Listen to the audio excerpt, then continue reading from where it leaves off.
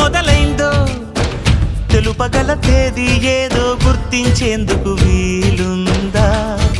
ప్రణయం ఎవరి హృదయంలో ఎప్పుడు ఉదయిస్తుందో గమనించే సమయం ఉంటుందా?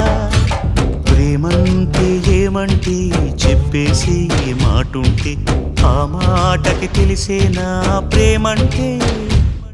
అది చరితలు సైతం చదవని వైనం, కవితలు సైతం పలకని భావం, సరిగమలెరుగని మధురిమ ప్రేమంటే. దరిదాటి ఉరకలు వేసే ఏ నదికైనా తెలిసిందా తనలో ఈ ఉరవడి పెంచిన తొలిచిన కేదంటే?